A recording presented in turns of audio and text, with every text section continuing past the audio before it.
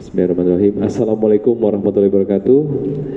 Alhamdulillahirrahmanirrahim. Allahumma sholli ala Muhammad wa ala ali Muhammad. Rabbi sholli sodri wa yassir li amri wahlul 'uqdatam min lisani yafqahu qawli. Alhamdulillah berjumpa lagi di kajian Kasmaran, kajian Sakinah Mawaddah Semarang. Kajian Sakinah Mawaddah Warahmah Semarang tentunya bersama dengan Dawam dan juga tentunya dipandu oleh saya sendiri Obin Robin, di mana didukung oleh teman-teman dari Info Kajian Semarang, Muslim Brotherhood, Muslim Basketball, dan didukung juga oleh Jair Movement, dan didukung oleh teman-teman dari Bahagiakan Santri Indonesia, juga HJA Event. Tentunya senang sekali bisa bertemu dengan teman-teman semua, baik secara offline maupun secara online ya, di Dawam Official YouTube dan juga di Podcast Keteh. Dan hari ini Masya Allah tamunya luar biasa. Jadi biasanya tuh asatid yang mungkin sudah sering mengisi di kota Semarang, dan beliau ini alumni dari Mulazamah Sudan. Masya Allah, jauh banget kuliahnya ya. Ini kuliah apa SMP? Kuliah Ustaz ya? Pendidikan ya Ustaz ya? Oke, pendidikan non formal di Sudan. Nah, Sudan itu dekat Jawa Barat ya. Oh, salah ya. Itu Sumedang ya. Oke, baik, kalau gitu kita panggil aja langsung. Ini dia Ustadz Awang Rushan. Silakan Ustadz. Siapa? Assalamualaikum. Iya. Ustadz. Iya. Jadi Ustadz tinggal di Semarang atau gimana Ustadz? Bismillahirrahmanirrahim. Assalamualaikum warahmatullahi wabarakatuh. Waalaikumsalam warahmatullahi wabarakatuh. Alhamdulillah wassalatu wassalamu ala Rasulillah wa ala alihi wa ashabihi wa man walah, amma ba'd. Alhamdulillah, saya tinggal di Semarang untuk sekitar 6 bulan ini. Baru.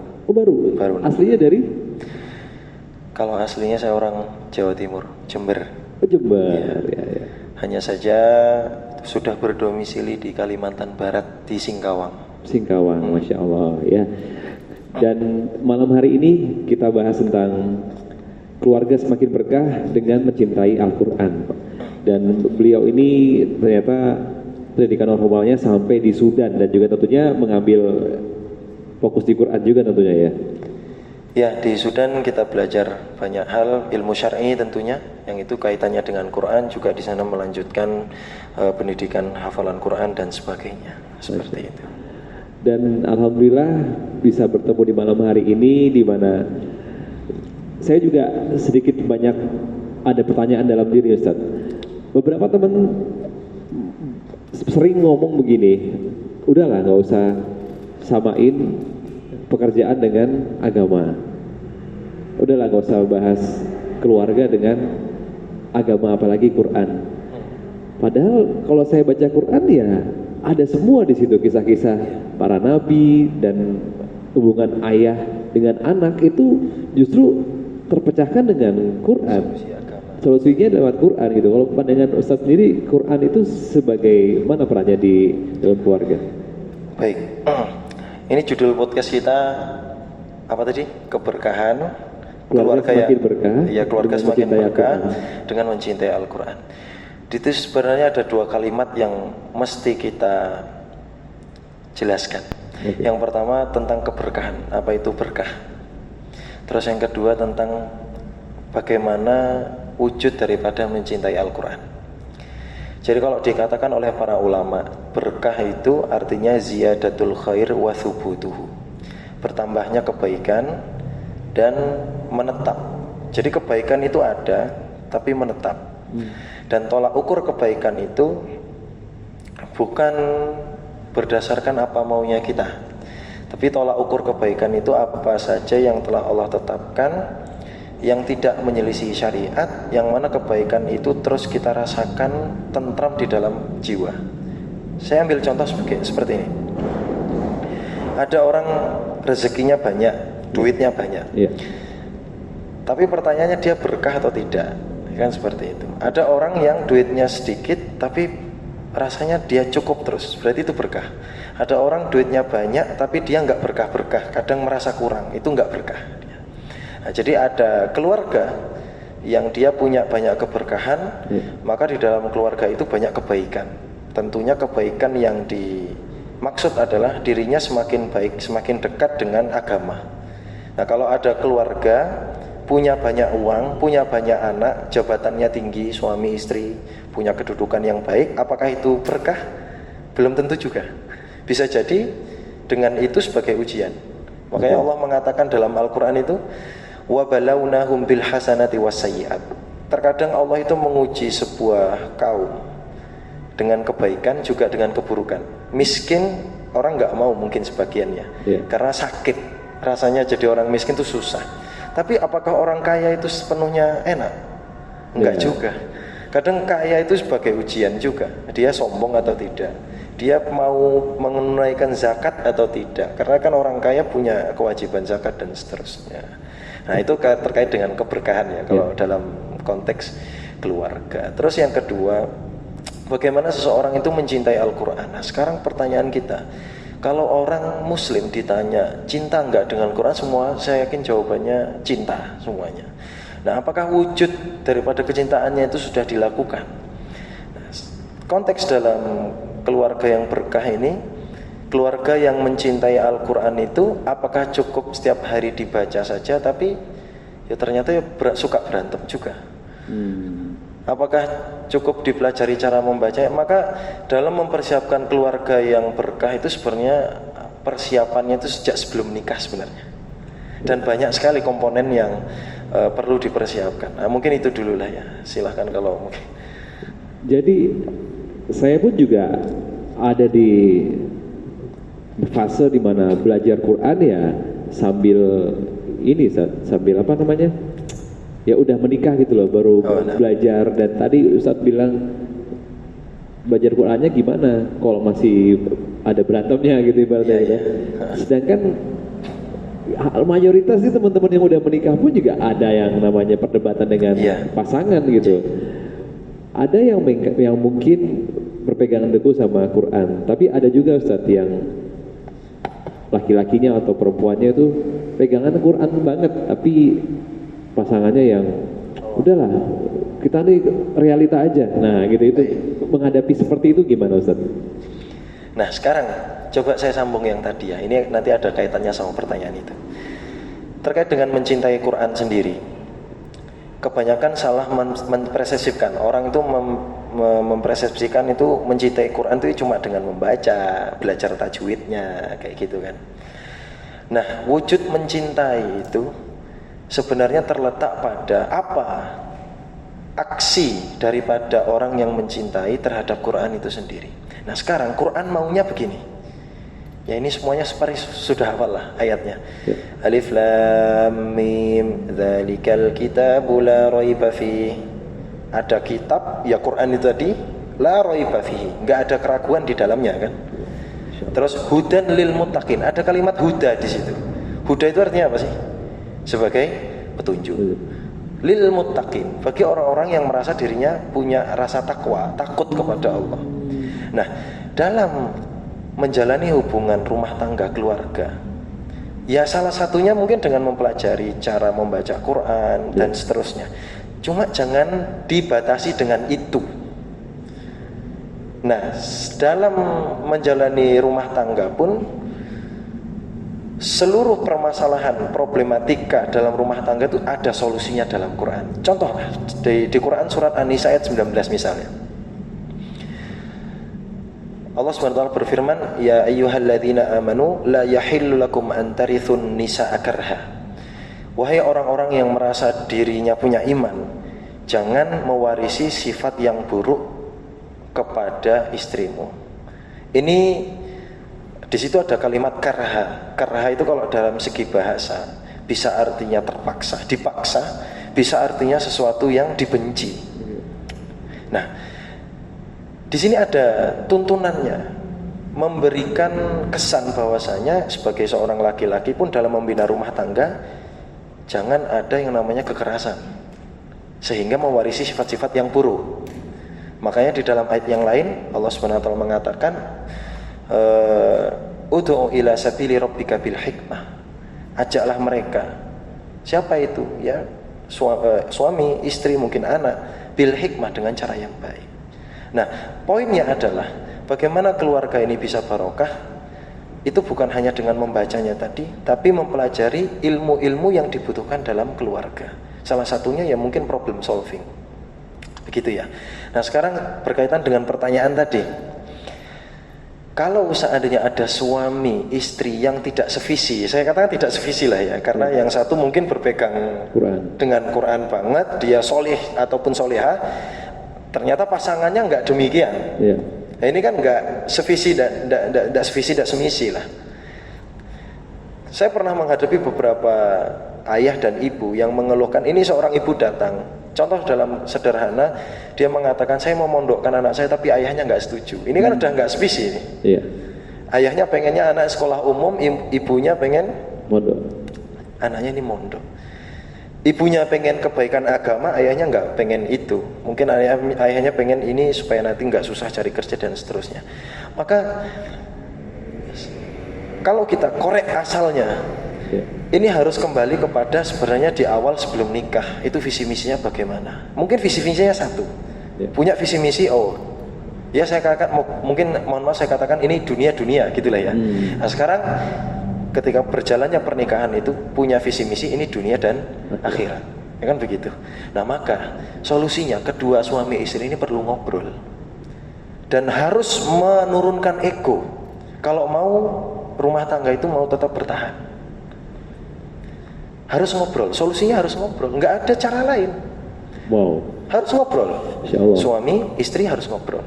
Nah setelah kalau seandainya ngobrol ini tidak ditemukan titik temu, ada solusinya dalam Quran. Allah SWT mengatakan dalam surat An-Nisa itu di juz 5 itu, di ayat yang ke-35, Allah mengatakan wa in khiftum shiqaqa bainihima fab'athu hakaman min ahlihi wa hakaman min ahliha.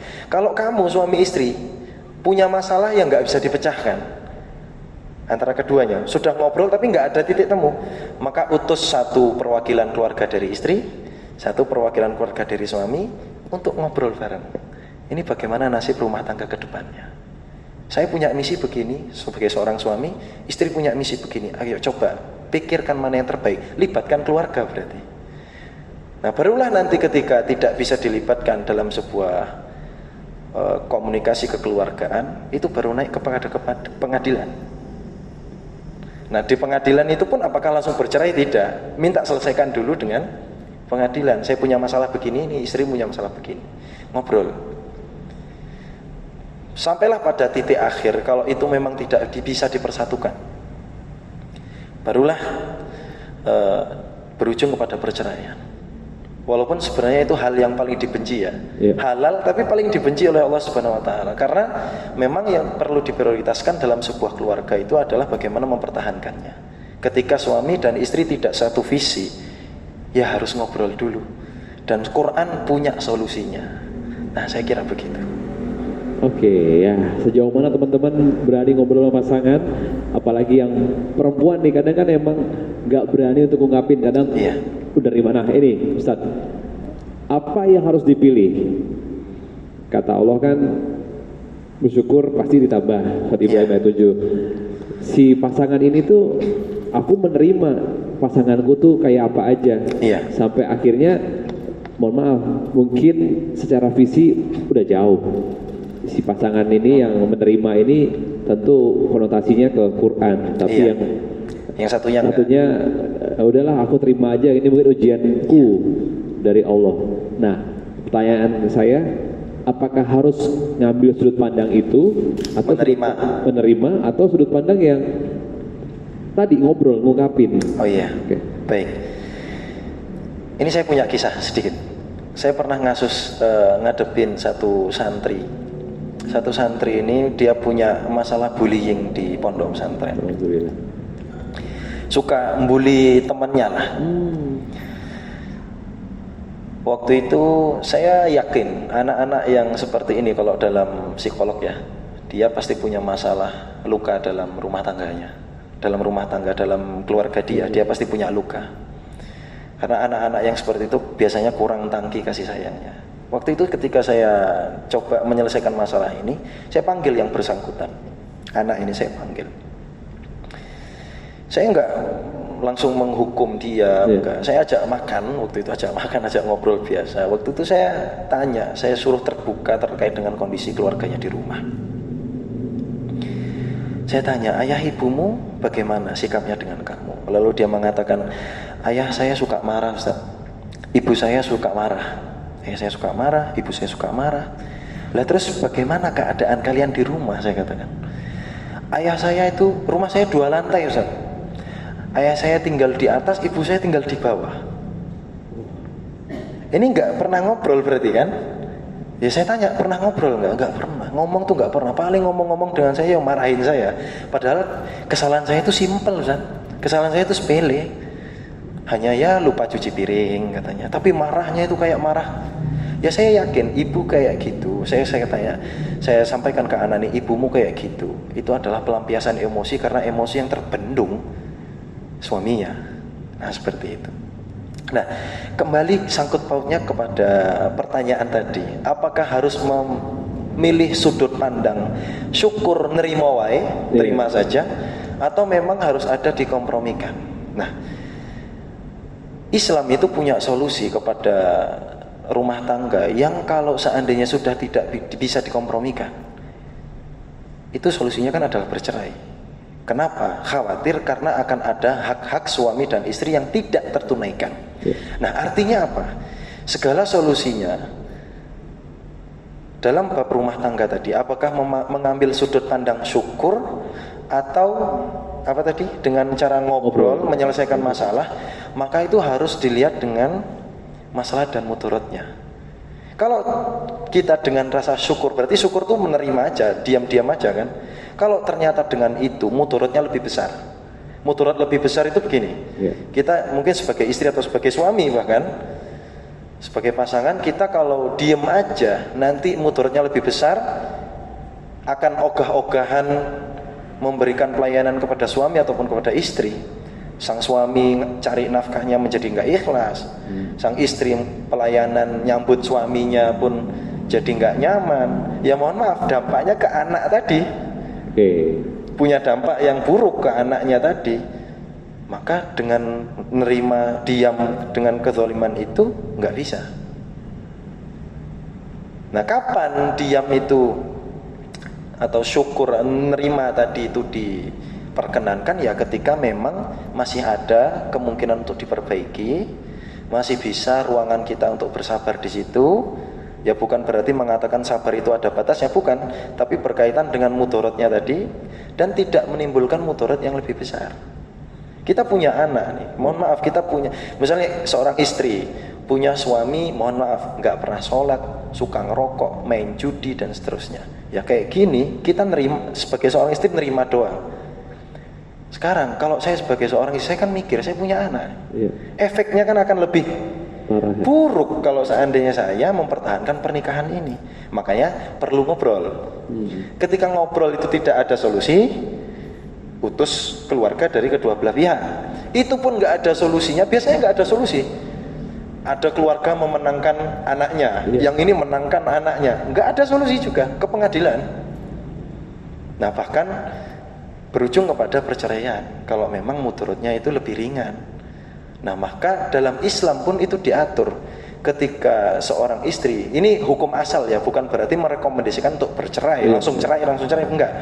Tapi Islam tuh mengatur hukum asalnya. Kalau seandainya seorang istri punya suami yang meninggalkan seluruh syariat kayak gini, bahkan di dalam mazhab Syafi'i itu dianjurkan untuk mengajukan khulu kalau memang sudah tidak bisa diperbaiki. Nah saya rasa demikian.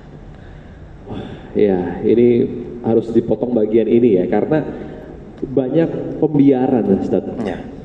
Si istri ini benar-benar wah ngaji terus, tapi nauzubillah suaminya ibadahnya nggak terurus. Bahkan ya tadi yang disebutkan suka main judi dan lainnya, nauzubillah min dzalik. Itu dalam mazhab Syafi'i silakan ya berarti ya.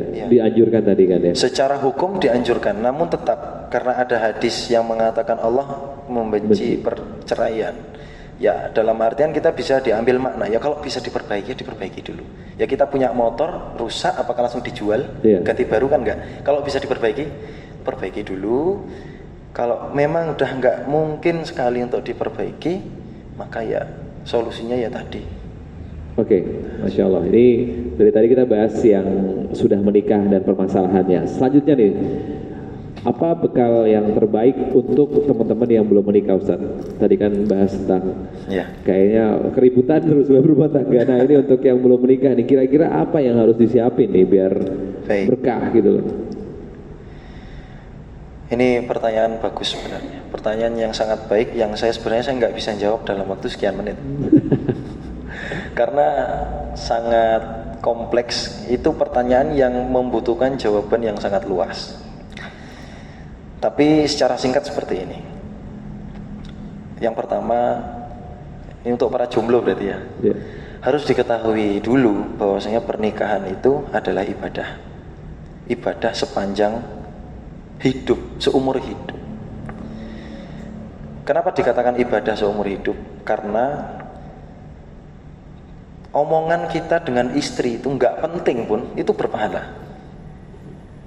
Bahkan tidak ada bergadang, kata Nabi, tidak ada bergadang yang diperbolehkan. Karena seorang muslim idealnya habis isya itu langsung tidur. Nabi begitu.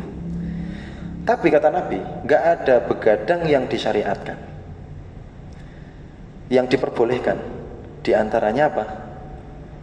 Bergadang dengan istri, ngobrol, gurau, bercanda, walaupun sampai jam 12. Itu isinya berpahala semua.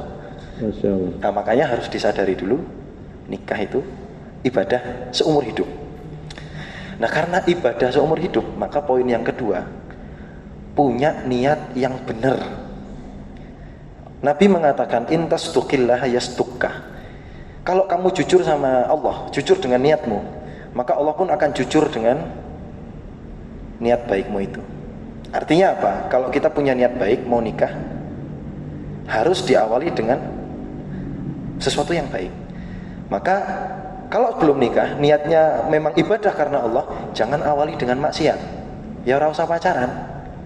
Enggak usah pacaran. Enggak usah, wong cuma wong cuma jalan-jalan doang. Ya jalan-jalan itu enggak boleh. Itu kan maksiat berarti. Assalamualaikum Mufti gitu kan. Ya chattingan. Ya itu juga enggak boleh. Apa meneh bangunin tahajud biar sama-sama semangat misalnya. Ayo udah jam 2 nih gitu. Astagfirullahaladzim. Nah itu juga nggak boleh. Segala bentuk itu ditutup, maksiat itu ditutup, karena itu akan mengurangi keberkahan tadi. Saya pernah menemukan ada penelitian yang dilakukan oleh ya media-media barat lah, jurnalis apa begitu, marriage apa gitu tahun 2012. Pernikahan itu lebih rentan perceraiannya karena diawali dengan pacaran. Oh, malah nulis begitu? Iya. Dia punya penelitian begitu. Jadi kalau pernikahan yang diawali dengan pacaran itu lebih rentan cerai. Nah, kenapa demikian? Karena pacaran itu kan semuanya masih ekspektasi. Bukan realita. Ngasih yang terbaik. Ya, ngasih yang terbaik. Nanti realita nyatanya itu akan kelihatan ketika dia menikah. Oh pantesan, saya baru sadar. Jadi memang banyak orang tuh ya kayak sebulan 2 bulan aman lah, bulan madu kan. Nah nanti habis itu tahu pas setahun 2 tahun baru kerasa tuh. Baru terasa itu. Saya punya ya ada kenalan lah. Dia pacaran tuh sangat lama sekali, 7 tahun. Namun pernikahannya tidak bertahan lama. Dan itu nyata di depan mata saya itu nyata. Nah, jadi poin yang kedua adalah niat yang tulus itu harus diawali dengan aksi yang tulus. Aksi yang tulus itu adalah ya jauhi maksiat. Terus yang ketiga, persiapkan bekal yang baik. Bekal yang baik di sini ada 3, ada beberapa lah, saya lupa ingat juga. Tapi yang pertama itu adalah ilmu. Nah ilmu ini, makanya tadi saya bilang saya butuh waktu yang sangat banyak untuk menjelaskan masalah ilmu ini banyak sekali. Sedikit ya, mohon maaf ya. Agak panjang nggak apa-apa ya? Oke, saya tidur dulu ya. Jadi begini, ada ilmu wajib kita sebagai seorang muslim, ada ilmu wajib kalau kita sudah berumah tangga. Ilmu wajib kita sebagai seorang muslim itu yang harus ditunaikan. Jadi maksud saya, kita harus selesai dulu dengan diri sendiri. sebagai suami, sebagai istri. Apa itu ilmu wajibnya? Ilmu yang berkaitan dengan Allah dulu, tauhid, akidah.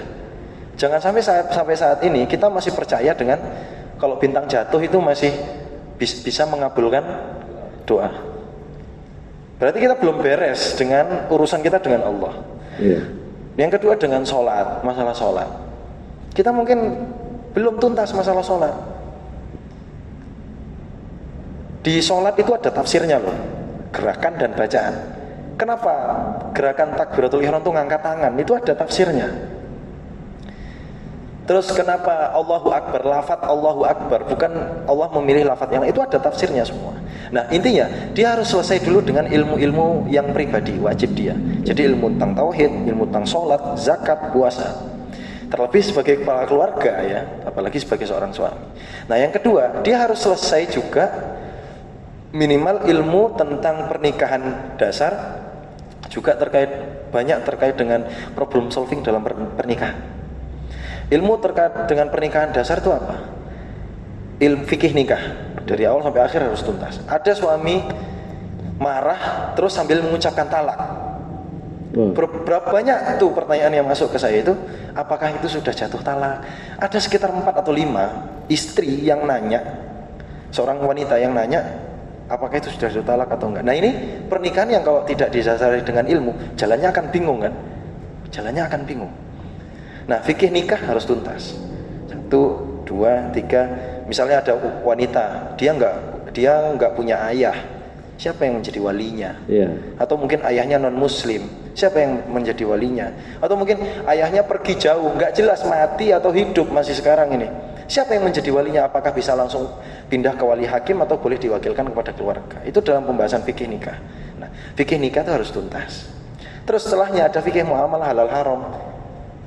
Itu ya panjang kan? Juga tuh. Ya, itu panjang juga kan. Ada ya misalnya ada seorang istri yang dia pengen bantu suaminya cari nafkah.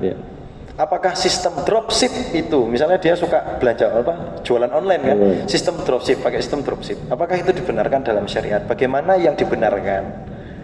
Nah dan lain sebagainya. Jadi ilmu-ilmu yang wajib dalam pernikahan harus selesai. Itu kalau mau betul-betul siap ya. Siap. Terus yang kedua fisik. Fisik itu juga harus sehat. Ayah dia harus kuat dalam mencari nafkah, kuat dalam artian dia juga punya banyak waktu, fisiknya mampu untuk membersamai anak-anak dan istrinya. Juga istri juga punya fisik yang kuat, nggak sakit-sakitan. Dia punya visi yang kuat, melayani suami dengan baik, menyambut suami dengan baik, masak untuk suami dengan baik, dan seterusnya. Ya, jadi ilmu, iman itu yang tadi niat yang baik dan seterusnya, sama fisiknya. Ilmu, iman, fisik. Nah ini, saya rasa 3 hal itu yang harus dipersiapkan. Yang pertama apa tadi? Ilmu. Yang poin yang pertama adalah sadari nikah itu adalah ibadah. Yang kedua harus punya niat yang tulus sehingga menghasilkan aksi yang sesuai syariat sebelum pernikahan. Yang ketiga ya aksinya itu apa? Ya, itu tadi iman, ilmu sama fisik. Kekuatan fisik itu penting. Baik. Masya Allah. Ini perihal iman ini yang banyak yang masih awam ya Ustaz ya. Banyak yang masih ngelihat zodiak karena itu baik. Aku sama dia tuh sama-sama ini. Waduh. Ternyata sesimpel itu juga harus dibenerin Ustaz ya. Dan bisa jadi akar permasalahan dari keluarga itu tumbuh karena belum adanya keberesan dalam tauhid. Ya betul, betul sekali. Nah ini saya sedikit masalah zodiak tadi. Ya kalau mohon maaf tadi sempat dikatakan itu simple ya. Pandangan orang mungkin itu simpel, tapi sebenarnya itu bukan simpel, itu pokok. Contoh, orang kalau percaya dengan zodiak berarti dia kan bersandar nasibnya kepada zodiak, ya kan begitu. Nah sekarang suami istri lah, ada suami mungkin sedang di PHK, nggak ada pemasukan keuangan. Istri yang berpegang kepada zodiak itu kira-kira reaksinya gimana? Dengan istri yang berpegang teguh kepada Allah yang Maha memberi rezeki. Itu kan ada dua versi emosional kan pasti kan. Yang satu emosinya mungkin akan, oh ini kok kita menikah berdasarkan ini seharusnya kita cocok, kamu enggak seharusnya seperti ini, marah-marah. Tapi kalau istri yang berpegang teguh pada keimanan, dia akan mengatakan kepada suaminya, ya sudah mas, yang sabar, kita makan apa yang ada, coba saya bantu apa yang bisa saya bantu. Nah kan indah kan keluarga kalau kayak gitu. Nah makanya masalah iman memang harus beres untuk meminimalisir emosi. Karena biasanya dalam rumah tangga ya emosi itu pasti, ya masalah pasti ada. Nggak mungkin dalam rumah tangga nggak ada masalah. Hanya saja penyelesaiannya itu bagaimana. Kalau yang baik, kalau dengan dia imannya baik, maka penyelesaiannya juga baik. Saya rasa begitu. Insyaallah. Ternyata PR kita tuh ada di diri kita masing-masing dan ada di mindset kita masing-masing yang seringnya menutup. Dan tadi Ustaz, terkait tafsir dari sholat, gerakan sholat dan lainnya, banyak mungkin di antara kita yang mohon maaf nih, hanya sekedar menunaikan kewajiban tanpa sadar arti dan maksud dari bacaan dan gerakan. Oke Ustaz, baiknya dimulai dari mana Ustaz? Untuk kami yang awam mungkin masih banyak salahnya ini Ustaz. Baik. Jadi di sini bukan berarti saya lebih baik ya. Kita di sini saling sharing dan saling menasihati saja. Bukan berarti juga kami tanpa kekurangan. Kita semua sedang belajar untuk menjadi hamba yang lebih baik lah.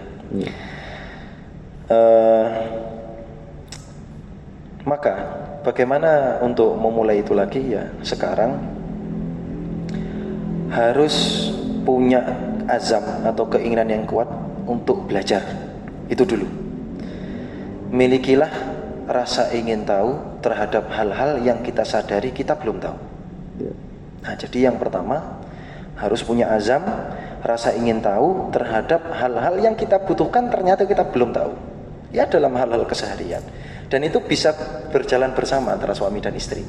Bukan untuk saling mengecilkan, oh kamu enggak. Oke, kita punya kekurangan di sini. Kita perbaiki bersama. Nah, terus yang kedua, seharusnya yang pertama sih ini yang kedua yang tadi. Yang pertama itu sebenarnya muhasabah dulu. Muhasabah dulu. Kita kebutuhannya apa? Suami istri kalau udah satu visi itu enak sekali.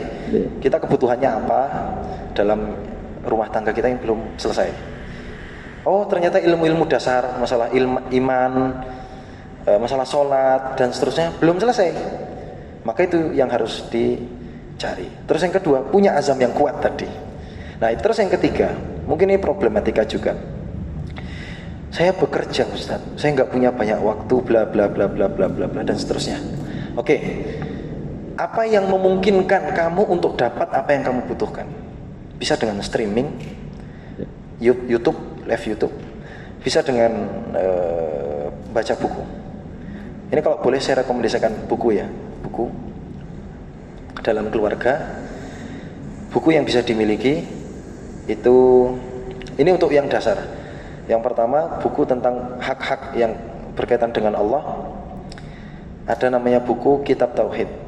Itu membahas tentang tauhid keseharian. Tauhid keseharian itu ya syirik, tauhid keseharian. Mana yang tauhid ini syirik. Ya contoh banyak orang yang masih percaya angka 13 itu angka sial. 4 juga.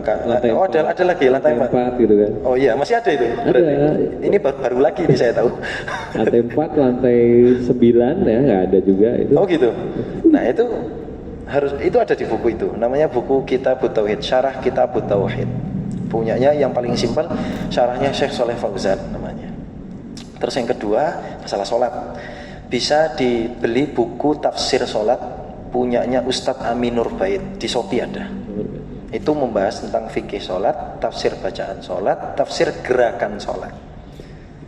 Nah itu harus dimiliki buku itu. Terus yang ketiga, boleh yang berkaitan dengan fikih puasa ataupun fikih zakat. Itu juga harus dimiliki bukunya. Terus yang buku selanjutnya adalah buku tentang halal haram punyanya Ustadz Dr. Erwandi Tarmizi. Di situ membahas tentang fikih keuangan harta halal haram yang kontemporer. Orang kerja di pajak tuh bagaimana hukumnya? Orang kerja di bank itu bagaimana hukumnya? Orang minjam duit di bank, kerja dan seterusnya jadi satpam di bank itu bagaimana hukumnya? Itu semuanya ada di situ. Nah, sehingga ini kalau untuk ilmu dasarnya. Nah, seperti itu. Nah, terus ini kalau seandainya keluarga itu nggak punya waktu banyak di luar untuk ikut kajian rutin, minimal punyalah buku-buku itu untuk dibaca sewaktu-waktu. Nah, terus yang kedua, punya agenda rutin dengan keluarga, suami istri, anak punya agenda rutin. Mohon maaf, mungkin bisa ba'da subuh bangun bersama, suami sholat ke masjid berjamaah, nanti pulang lagi ngimami anak dan istrinya juga boleh. Itu dihukumi sunnah itu.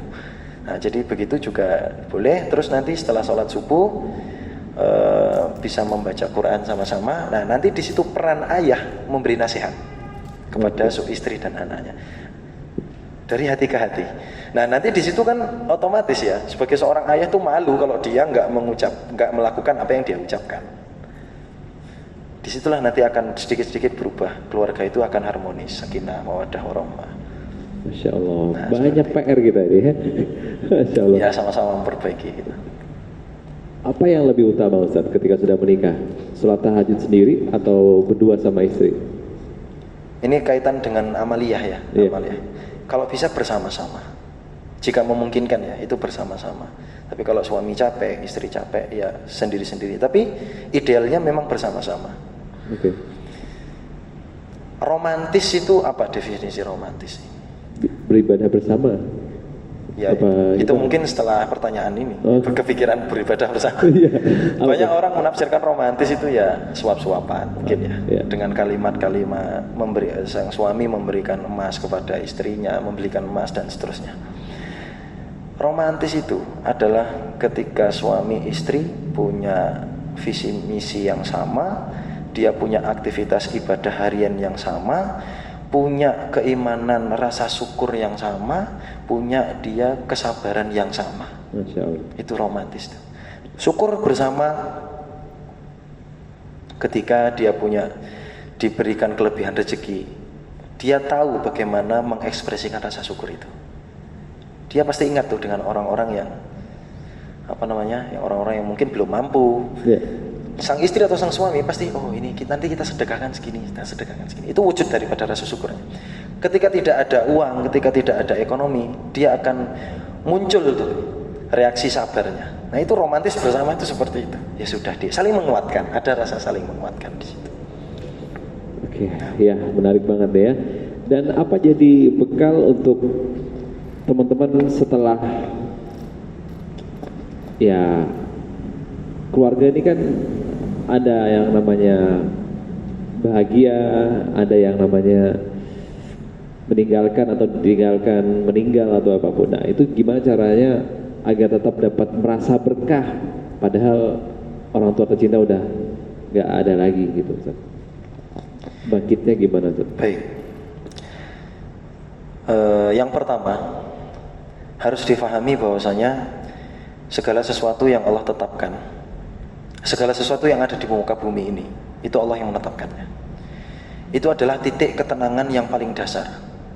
Apapun musibah yang sedang kita alami, percaya bahwasanya Allah itu tahu. Ya Allah sendiri yang menetapkan. Dalam banyak kehidupan saya, ketika emosi itu mencoba untuk menguasai diri saya coba menenangkan diri saya. Allah tahu sekarang saya sedang susah. Dan kesusahan yang saya rasakan ini Allah sudah tetapkan. Jadi yang pertama, yakini bahwasanya Allah tahu, Allah yang menetapkan. Itu titik ketenangan yang paling dasar. Terus yang kedua, yakini bahwasanya yang Allah tetapkan mungkin bagi kita buruk, itu enggak buruk bagi kita aslinya. Makanya Allah SWT berfirman dalam Quran surat Al-Baqarah ayat 216. Allah SWT mengatakan, wa asa an tuhibbu syai'an wa huwa khairul, wa asa an takrahu syai'an wa huwa khairul lakum. Bisa jadi kamu membenci sesuatu ternyata baik bagimu. Wa asa'an tuhibbu syai'an wa huwa syarrul lakum. Bisa jadi kamu suka terhadap sesuatu, ternyata sesuatu itu buruk bagimu. Wallahu ya'lamu wa antum la ta'lamun. Allah tahu, kamu enggak tahu. Allah mengatakan demikian. Nah, poinnya adalah ketika Allah menetapkan sesuatu itu buruk, Allah tetapkan itu buruk, bukan berarti Allah ingin keburukan untuk kita. Obat paracetamol itu pahit apa enggak? Pahit ya. Tapi kenapa masih mau diminum? Karena efeknya lebih baik, betul. Biar sembuh. Ada sebab kesembuhan kan? Iya. Jadi paham ya maksudnya, analogikanya? Iya. Jadi terkadang kita tuh pahit, ada kepahitan yang kita rasakan. Ya ternyata itu bisa membawa kebaikan untuk kita. Terus yang ketiga, jangan menyandarkan kebahagiaan itu kepada hal-hal duniawi. Kalau disandarkan bahwasanya bahagia itu harus kaya, bahagia itu harus selalu dengan suami atau dengan istri atau dengan orang tua. Jika kebahagiaan disandarkan dengan itu, maka kita selamanya nggak akan bahagia. Kenapa? Di titik suatu masa kita akan kehilangan, ya kan? Kalau kebahagiaan itu disandarkan kepada harta, harta kita bentar lagi habis. Nah, maka jangan sandingkan kebahagiaan itu kepada duniawi. Lalu pertanyaannya, sandarkan kepada apa? Sandarkan kebahagiaan itu terhadap hal-hal yang Allah tetapkan. Nah, maka kembali kepada poin 1 dan yang kedua. Nah, itu insya Allah menjadi titik ketenangan yang paling tenang. Ya, bukan berarti saya ngomong kayak gini saya tanpa masalah. Ada kadang kalanya saya emosi, mencoba menguasai diri.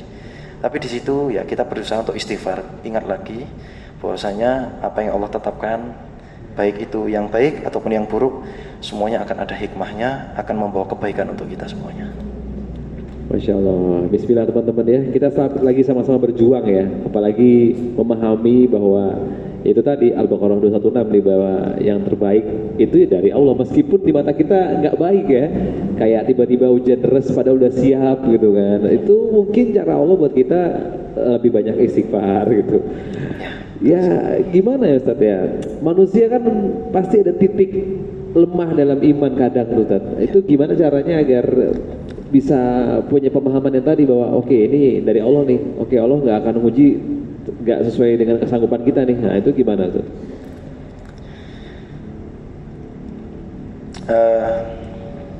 Terus saya jadi sedih juga nih.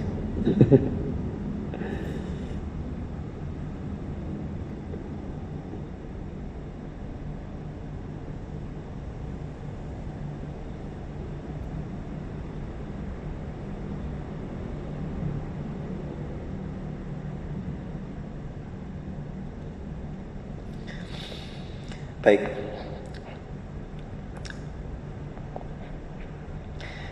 Oke. Bagaimana agar kita bisa sampai kepada tahap itu ya kan? Bisa punya pemahaman itu.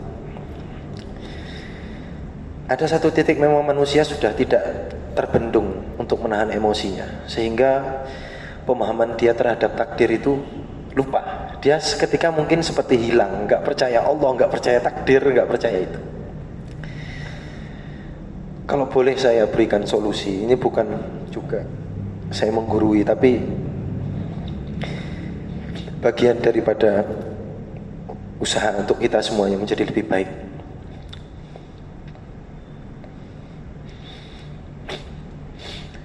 Coba di kesunyian malam, di saat orang semuanya itu tidur, harta istri nggak usah dibangunkan, suami nggak usah dibangunkan. Kita sendiri sholat di situ. Kalau nggak bisa banyak, sholat aja 2 rakaat.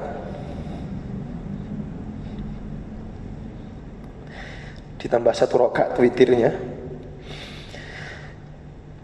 Lalu di situ luahkan emosi kita sejadi-jadinya, menangis sejadi-jadinya.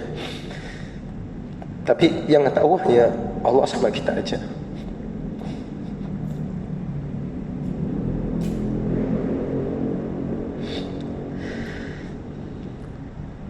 Kadang kita itu memang nggak kuat ya dalam menghadapi masalah kehidupan, sampai emosi itu mengalahkan keimanan. Kadang kita kayak nggak percaya takdir, kita kayak nggak percaya Allah di saat itu. Kalau mungkin sebagian manusia, saya sempat punya pikiran ketika menghadapi sebuah masalah yang sangat besar. Kalau seandainya bunuh diri itu dilegalkan dalam Islam, ya, mungkin saya akan mengambil jalan itu. Tapi kan itu bukan jalan. Itu kan ibarat menjadi hamba yang pengecut berarti. Yeah.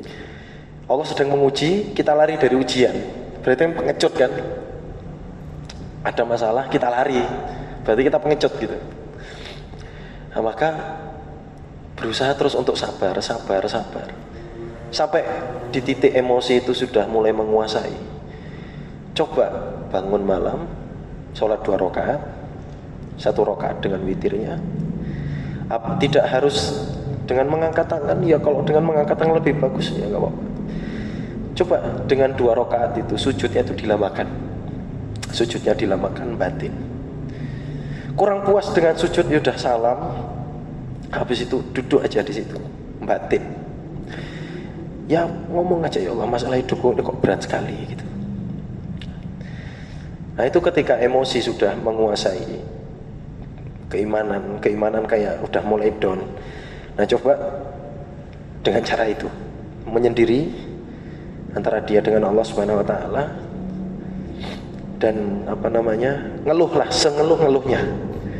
Nah disitulah nanti habis itu tidur, besok bangun, besok nantinya sholat subuh, besoknya insya Allah dengan izin Allah akan lebih siap menghadapi tantangan-tantangan selanjutnya. Nah, saya rasa begitu. Masya Allah. Ternyata kita terlalu sibuk untuk mengeluhkan di status ya, nauzubillah, atau ke orang-orang sekitar. Lupa kalau ada Allah yang siap menerima kita dalam kondisi apapun. Dan bahkan kita sendiri sibuk hanya ya perihal dengan dunia yang kita pinta. Seringnya kita setelah sholat pun berdoa secukupnya, habis itu udah. Padahal ada Allah di situ yang menanti kita. Dan tadi disampaikan Ustadz Awang kalau kita coba kasih kesempatan diri kita interaksi langsung berdua sama Allah, di antara lainnya pada tidur kita bangun. Dan sekali lagi teman-teman, semoga kita bisa menjadi bagian itu, orang yang mudah untuk bermuhasabah dan mudah untuk terus haus akan pengetahuan ilmu agama Allah.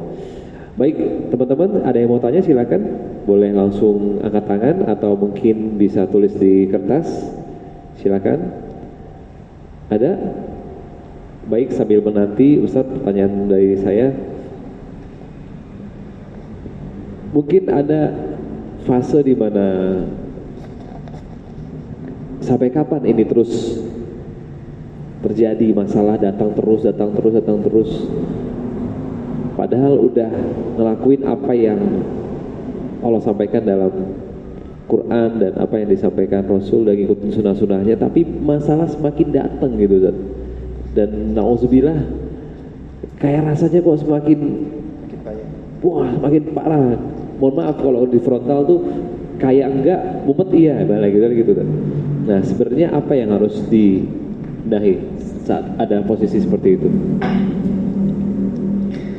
Yang pertama mindset dulu. Mindsetnya begini.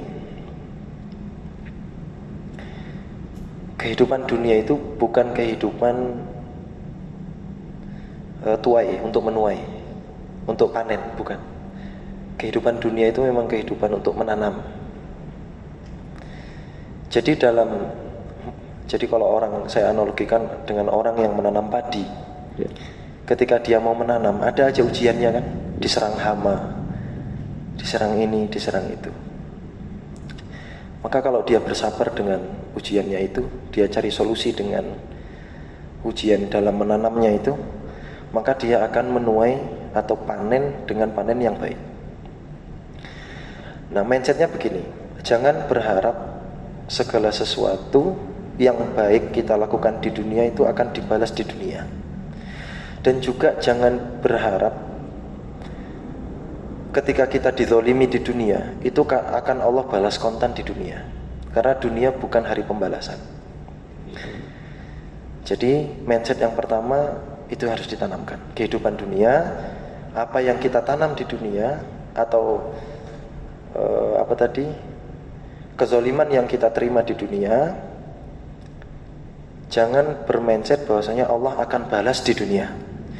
Juga kebaikan atau sesuatu yang kita tanam di dunia, jangan bermindset bahwasanya itu akan Allah balas di dunia. Ya walaupun pasti akan Allah balas di dunia, akan ada balasan-balasan itu, tapi jangan bermindset balasan yang di dunia itu yang menjadi balasan utamanya. Nah, itu yang pertama. Terus yang kedua, tanamkan mindset bahwasanya sesenang apapun kita di dunia itu pasti akan berakhir. Sesusah apapun kita di dunia itu pasti akan ada akhirnya. Mindset itu harus ada di dalam kehidupan kita. Kapan kita baru bisa bermindset kita akan senang selamanya, dan mindset itu kapan harus ada? Selama di dunia, mindset kita bahwasanya nanti ketika saya mati, ketika saya kembali kepada Allah, nanti ya akan kembali ke surganya Allah yang mana itu selamanya nggak ada kematian.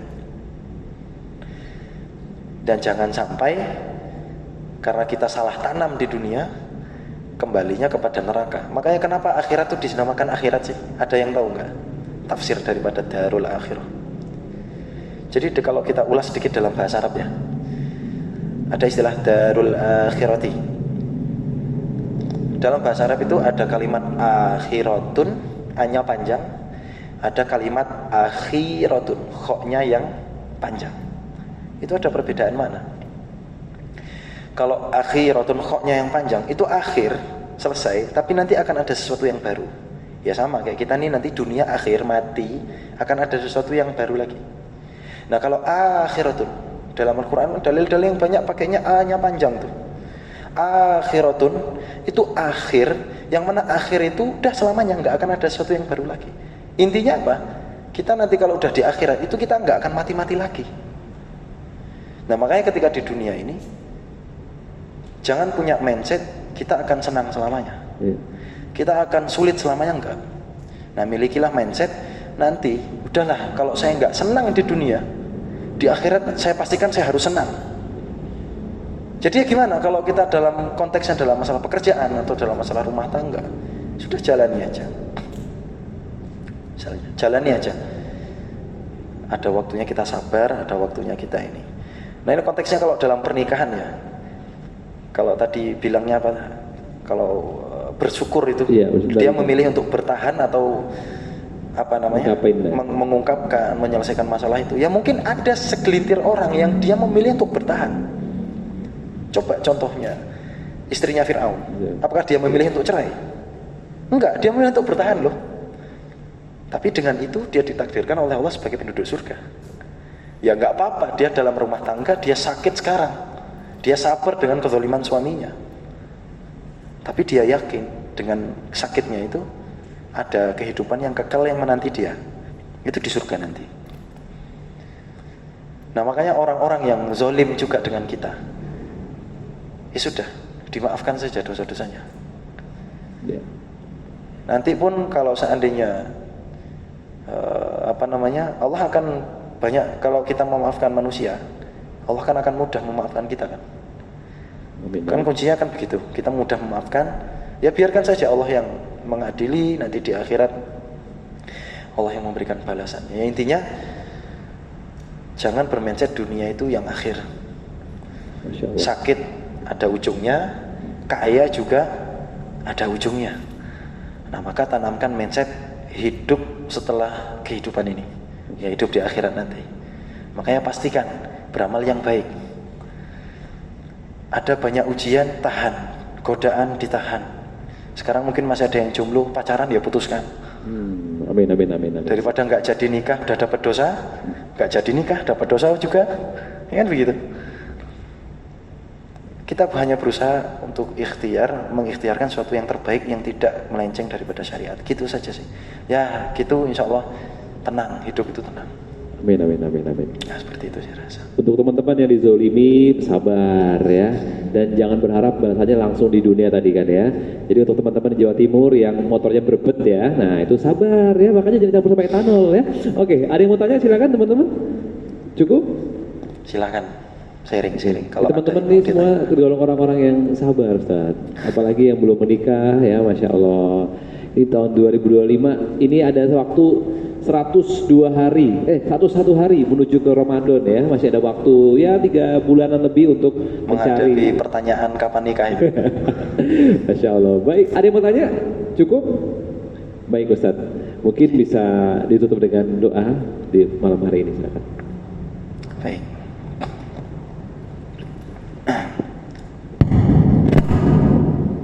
Berarti kita berdoa bersama ya. Ya, berdoa bersama berarti harus dihadirkan hatinya. Smartphone-nya ditaruh dulu, berarti kita fokus untuk berdoa. Alhamdulillah wassalatu wassalamu ala rasulillah wa ala alihi wa ashabihi wa mawalah. Allahumma salli ala Muhammad wa ala ali Muhammad. Allahumma ghfir lana dhunubana wa liwalidina warhamhum kama rabbawna shighara. Ya Allah, ampunilah dosa-dosa kami, dosa kedua orang tua kami, dosa seluruh keluarga kami, dan dosa seluruh kaum muslimin di muka bumi ini. Allahumma inna nas'aluka al-huda wat-tuqa wal-afafa wal-ghina. Ya Allah, berikanlah senantiasa kami hidayah, petunjuk untuk senantiasa berada di atas jalan kebenaran, terdorong di dalam hati untuk mencari tahu tentang apa yang Engkau inginkan. Tentu kami di sini hamba yang berlumur dosa. Barangkali Engkau masih belum mengizinkan hidayah turun kepada kami karena dosa-dosa kami. Permudahlah hidayah-Mu turun kepada kami semuanya ya Allah, agar kami dimudahkan dalam beramal soleh, dalam mencari ilmu, dalam menjalani rumah tangga, dalam mencari jodoh, dalam menjalankan urusan pekerjaan. Allahumma ja'alna minas sabirin wa syakirin. Ya Allah, jadikanlah kami di antara hamba-hamba yang bersyukur, hamba-hamba yang bersabar.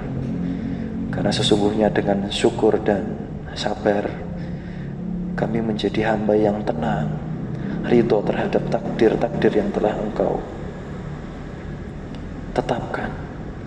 Allahumma yassir umurana. Ya Allah, permudahkanlah urusan-urusan kami, baik dalam urusan keluarga, urusan pekerjaan, urusan mendidik anak, urusan apapun itu di dunia ini. Kalaupun belum datang kemudahan itu, jadikan kami hamba yang bersyukur dan yang bersabar. Rabbana hab lana min azwajina wa dhurriyyatina qurrata a'yun waj'alna lil muttaqina imama.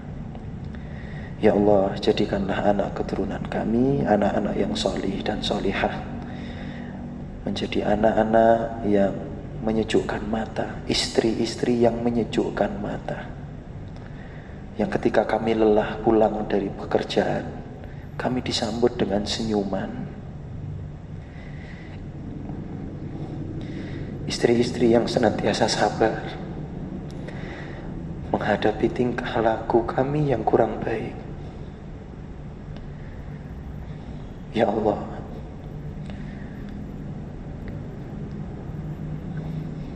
berilah kesabaran kepada kami sebagai seorang istri tatkala harus menghadapi suami yang mungkin menunjukkan sifatnya yang kurang baik.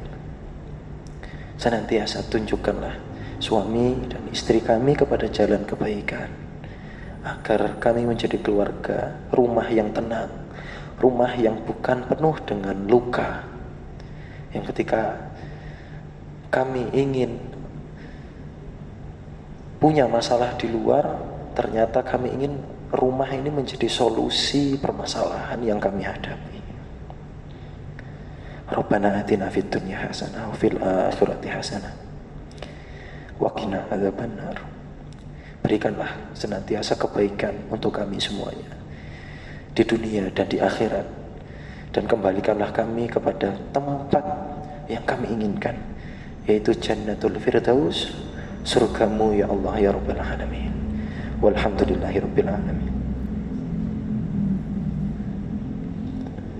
Masya Allah, teman-teman, alhamdulillah kita semua diberikan kemudahan untuk bisa mendengarkan dan juga bersama-sama muhasabah bahwa banyak sekali yang harus kita perbaiki, terutama cara kita berinteraksi dengan Allah, dan tentunya mengambil banyak waktu yang lebih bermanfaat lagi untuk Allah. Dan sekali lagi teman-teman, jangan lupa sampaikan ke teman-teman atau keluarga bahwa setiap Sabtu malam ada kajian kasmaran, dan semoga malam hari ini bisa mendapatkan banyak sekali hikmah dan nantinya jadi mensugesti kita atau menjadikan semangat kita lebih bahwa kita ini sama-sama belajar, jangan saling merasa sudah benar terhadap pasangan, dan untuk yang sedang diuji oleh pasangannya, oleh sekitarnya, semoga Allah berikan sabar dan juga tentunya Allah berikan kemudahan untuk bisa menuangkan hikmah di sana. Dan sekali lagi teman-teman, yang baik-baik datangnya dari Allah, yang benar dari kami. Mari kita tutup dengan hamdalah dan juga doa kafaratul majlis bersama-sama. Alhamdulillahirabbil alamin. Terima kasih teman-teman. Sampai jumpa di pekan depan, dan terima kasih untuk Ustadz Awang yang Masya Allah memberikan banyak sekali manfaat pada kita di malam hari. Sampai jumpa di kajian kasmaran selanjutnya. Wassalamualaikum warahmatullahi wabarakatuh.